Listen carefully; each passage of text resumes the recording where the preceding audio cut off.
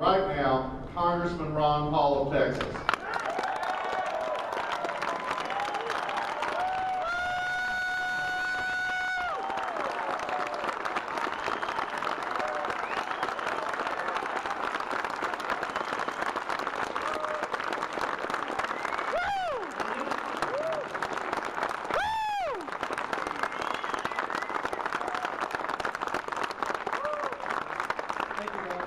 Very nice introduction. Glad to see everybody out and ready to go this morning.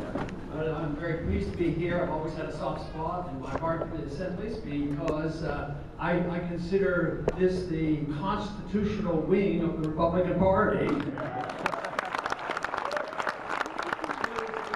Good reasons why we should concentrate on the Constitution. It's not that I think it's a perfect document, but a society that should be civilized should have a rule of law.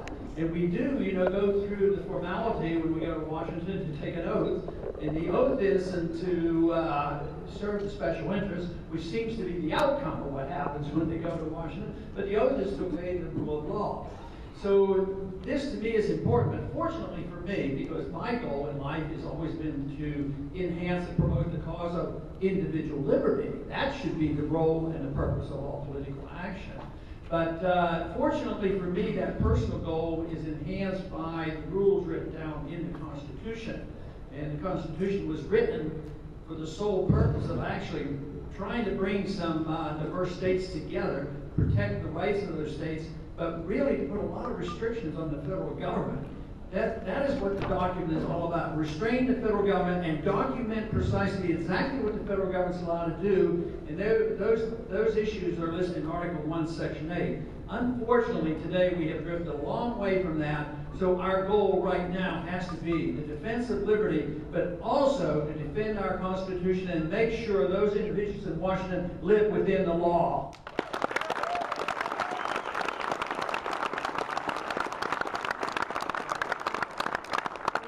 Biggest gripes about government, because we've heard these sayings so often in campaigns. Well, when I get to Washington, when I do this, we're going to have open government. We're going to tell you what's going on and let you know exactly what's happening. But whether that is said from the either of the two parties, generally speaking, they go to Washington and their sole goal is secrecy in government.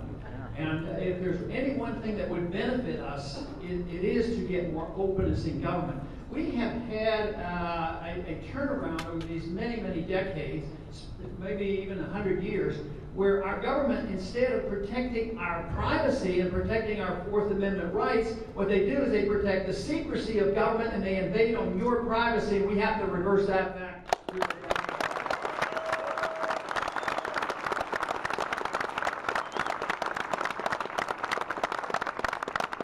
We do live in an age right now where the Fourth Amendment has very little respect. It's been especially the case since 9/11. All you have to do is look at the passages of some piece of legislation and the ability of our government to invade our privacy without proper search warrant. Quite frankly, I think we way overreacted over my objection right after 9/11. I see no benefit and no purpose, and it undermines liberty the fact that the Congress placed and passed on us the Patriot Act. It should be repealed. Yeah.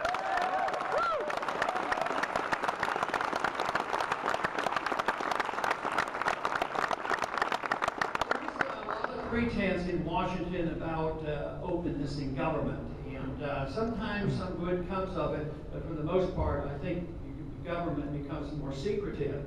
You take, for instance, the one big issue that many of us, I'm sure most of you in this audience, have participated in, and that is to get rid of the secrecy and all the chicanery going on at the Federal Reserve and get a true audit of the Federal Reserve.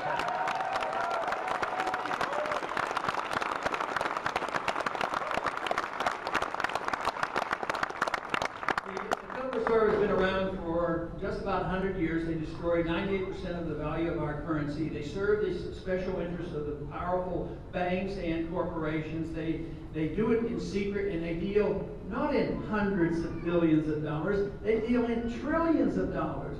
You know, Congress is rather like a piker. You know, when the crunch came in '08, Congress went and they wasted and used $1 trillion of our money to bail out their friends. But the Fed got involved in passing out $15 trillion worth of credit and serving their interest.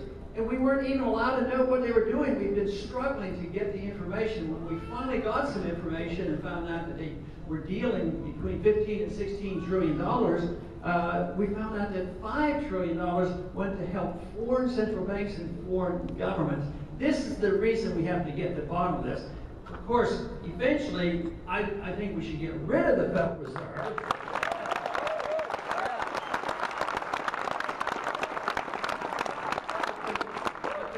But the most important thing, I think the most important first step is getting transparency of the Federal Reserve. If we had true transparency, I think the American people would know what the next step should be. And right now we're winning that fight. 4 years ago, few people were very much interested in the Federal Reserve, but now 65% of American people are on our side, and they're not just conservative constitutionalists or Republicans. There's a lot on the other side of the aisle. So it's an issue that is bipartisan because it serves special interests. So the American people want more transparency, and then the consequence would be that we would have a new monetary system. The opposition to us who want to have constitutional money are well aware of what's happening in the monetary system, and they are making their plans. So I guess where their plans are coming out of. United Nations and the IMF. I say monetary reform of American sovereignty, our Constitution, gold and silver, and not allowing the IMF to give us another.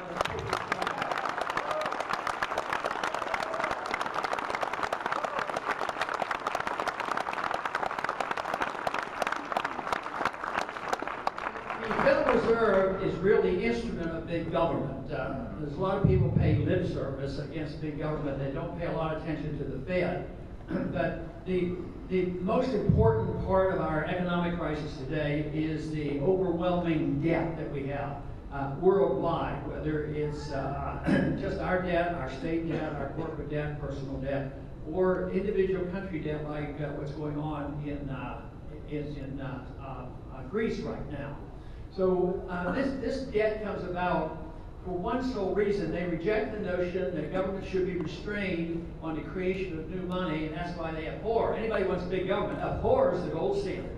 And the founders knew this and they understood it. They had gone through the runaway inflation of the continental dollars. They put in the Constitution only gold and silver could be legal tender. And also, you could not print money, and also no authority for a central bank. So they knew exactly what they were doing, and yet today we have totally forgotten it. Today, even though as much as I believe the Federal Reserve does not deserve to be around, I think that the proper procedure for this is expose the Fed, get full audit the Fed, but immediately allow competition in currencies. That is, if you want a currency like gold and silver and you want to use it, you should have no prohibitions against the government for you dealing in sound money.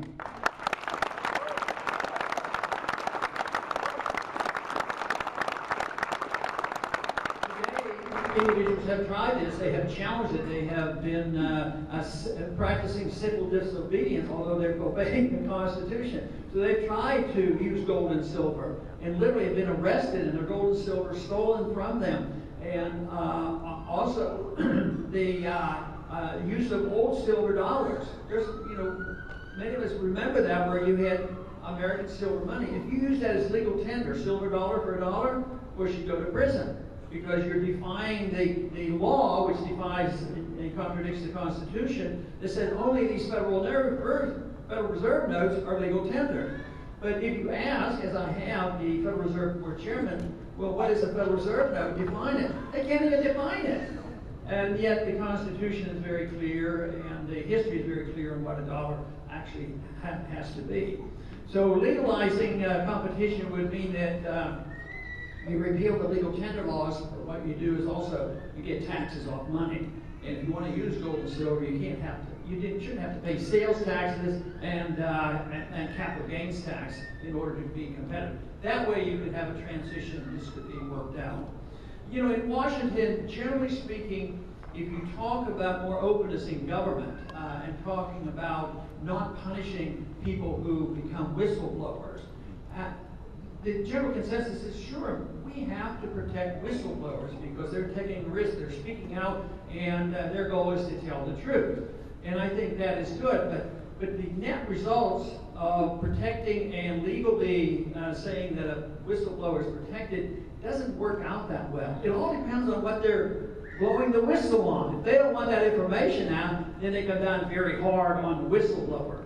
But the whistleblower in a free society is very important, especially under the circumstances that we have today, because there is so much secrecy. Right now, the Republicans in the House are doing a pretty good job on a couple issues where they are trying to expose exactly what this administration is doing. The Solyndra fiasco, this corrupt deal, which was all politics, but all part of the philosophy of government intervention and giving out grants to special organizations. So Solyndra got almost $500 million, and they blew it. They lost it, and it was all political motivation. And now they won't tell us exactly what went on. So they're getting ready to subpoena the records of the administration. And I think that is good, and I think what they're doing is exactly right to get to the bottom of it. But unfortunately, sometimes not only did the expenditure of Solyndra money be that it was motivated by for political reasons and political gain, sometimes the investigations are motivated by political gain as well. But nevertheless, I think it's right and proper that we try to get to the bottom of it. The other one that I think that is very good that there's an investigation and trying to call the administration on is that is this horrendous problem in the Justice Department when they pursued this Fast and Furious program. I think we should get to the bottom of that one as well.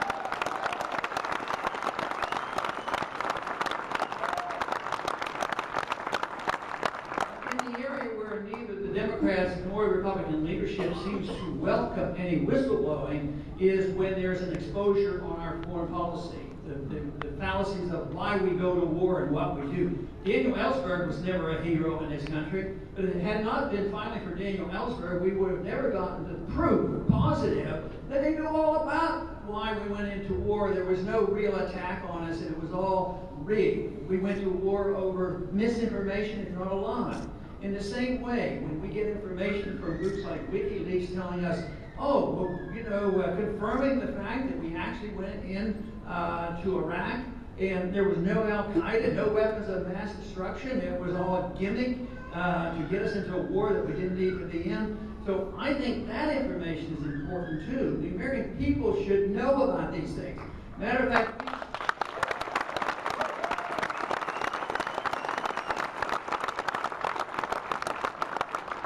the best way to prevent this kind of dilemma for us getting the information after the fact is we should have the information before the fact. That is, we should never go to war without full examination and declaration.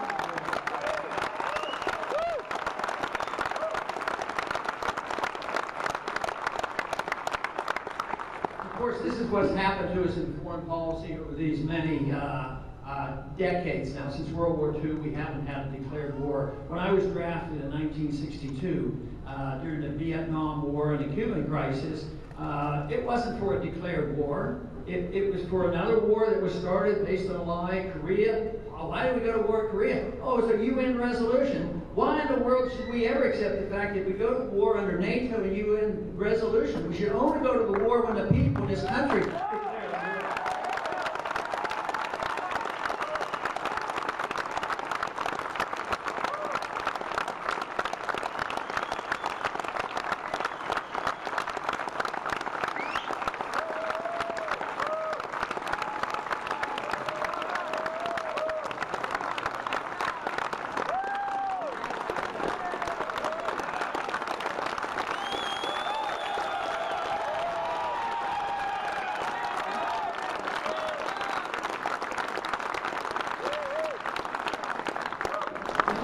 When we went into Iraq under those questionable circumstances, one thing they did is when they declared the first victory, mission accomplished, they figured they needed to refinance the country.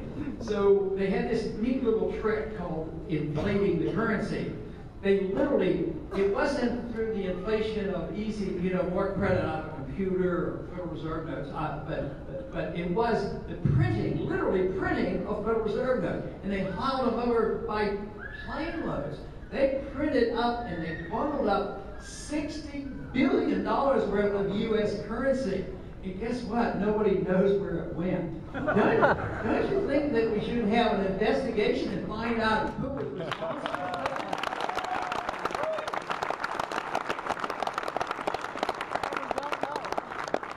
There's so much that we need to know about our government, and the revelation of what they've been doing, I think, would stimulate more people to say, look, we need our Constitution back, we need limited government, we need the responsibilities returned to the people rather than depending on the politicians and the people who think that they can take care of us from cradle to grave, tell us what to do with our lives and our money, and also tell every other country how they should run their affairs.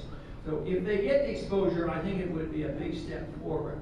But I'd like to see an investigation on why the federal government, I mean, we know about Fast and Furious, but what about these 50,000 per year of these SWAT break-ins in this country on the pretense that somebody might have some drugs, and a lot of times they make a mistake, and a lot of times they kill innocent people without a proper search warrant. We should demand an investigation on that and come to our senses on how often anybody should be busting into our houses, especially if they don't have a search warrant.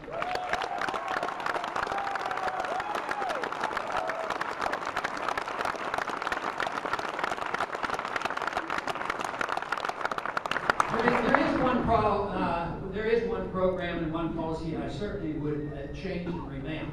Although right now a lot of people in this country are still quite favorable toward it, but we should think about it very seriously.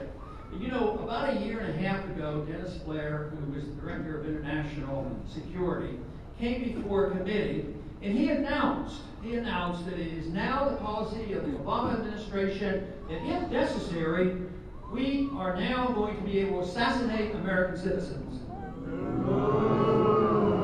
With no charges, no trial, no conviction, but because they consider that person a dangerous person. Now, they may be right. Maybe these individuals are dangerous people. But does that justify the throwing out the whole system of protecting our rights to have our day in court? Who knows what this can translate into as we go down the road? Subsequently now, we've had 3 American citizens assassinated. Now, of course, Al-Awlaki, it looks like the evidence is pretty strong. He's a very bad person, but that doesn't, justify it. But they proceeded to say, well, his son is part of the trouble too, so we got to get him. So they sent another drone missile in to Yemen to get his son. And it turned out that his son was barbecuing out in the backyard with a friend of his, and the son was 16 years old, and his friend was 16-year-old, and therefore we're supposed to be pleased and proud of this. How intimidated do we have to be? How insecure do we have to be that we would assassinate a 16-year-old kid that is an American citizen? Because what is he going to do? Is he going to launch a missile against us or something? I fear much more the erosion of our protections of our liberties here at home and the erosion of our economy than I do from any foreign adversary. Yeah.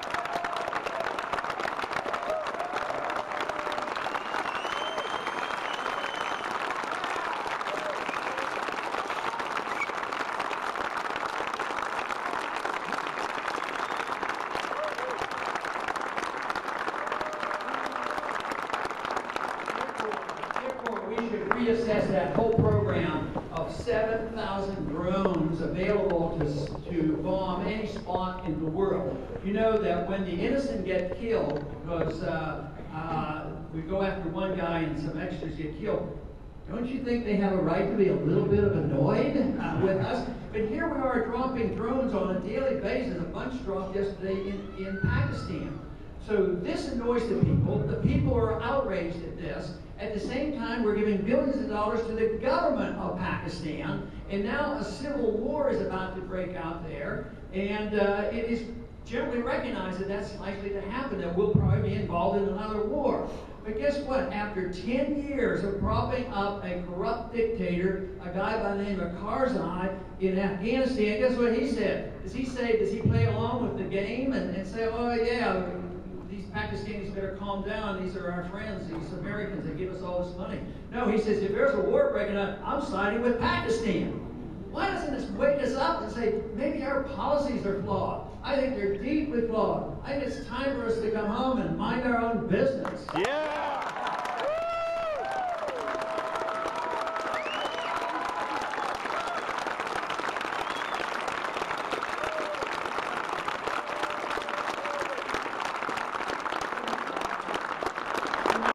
Yet today, we are following in the footsteps of what the Soviets ended up doing. Spreading themselves too far around, invading countries like Afghanistan, and then going bankrupt. So fortunately, we never had to fight the Soviets. And unfortunately for us, if we continue to do this, we are going to have a breakdown. And that's what this financial crisis is telling us about. The debt is a huge burden. It's all based on paper money, and it's worldwide. It's bigger than anything ever before, and it's not going to be one country. It's going to be worldwide. So therefore, we have to face the consequences. The troops will come home. We should wise up and bring them home deliberately and calmly and have a good transition, just as I advised about monetary policy. But if we continue to do what we're doing, not only will we march home because we won't have a functioning economy, but then the benefits going to those who are totally dependent in this country will not get their benefits because of the breakdown of the monetary system. So though I would still argue the case for the perfectly free society, my argument is we need to cut. My first year in the office, I plan to cut $1 trillion out of the budget.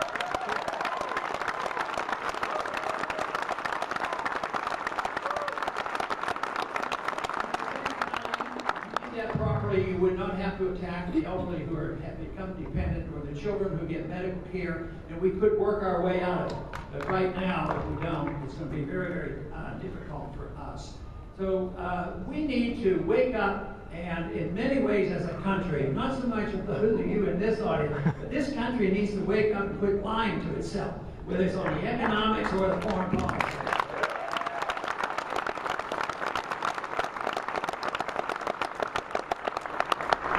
Need is a healthy dose of renewal of the spirit of liberty. We need to understand that the laws don't make us free as much as the spirit of liberty burning in our hearts and in our minds. That is what's necessary. That is where I see the tremendous growth in this country today, is the spirit of liberty is alive and well. I find this especially the case, very encouraging, that it's alive and well on our college campuses, and the young people are looking for a more free society than they are for dependency on government. I think that is very helpful.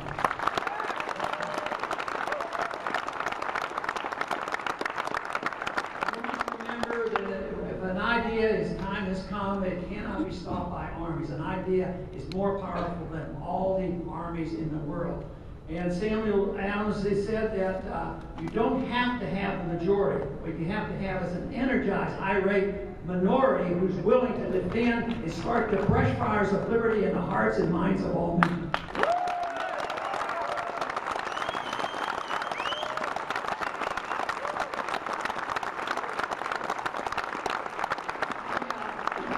Personal convictions on why I prefer to live in a free society. I prefer to live in a free society. Even if I were to be poorer, I'd want to live in a freer society. But very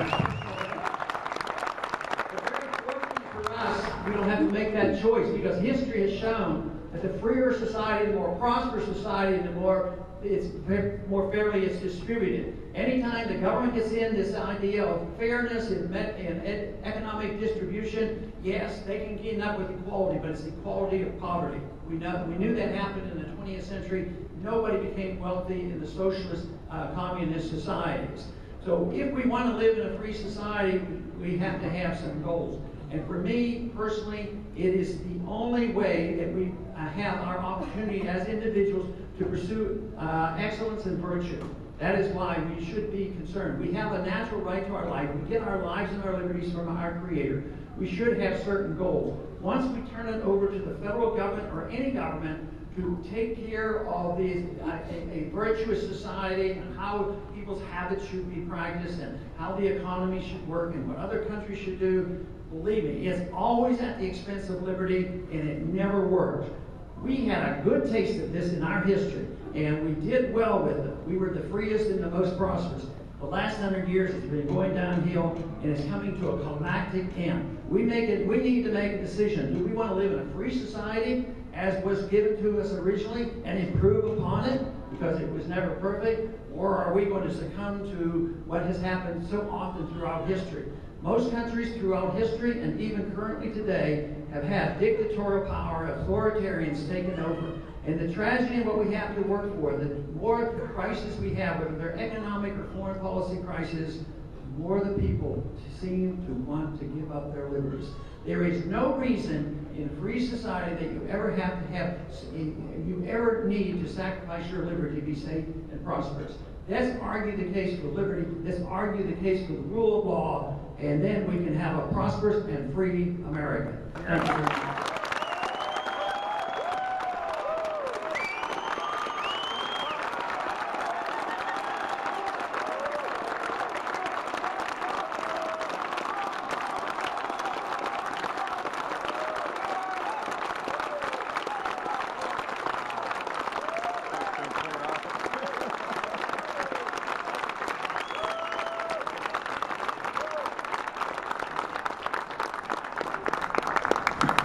Well, if that's not a kickoff for the day, I don't know what is.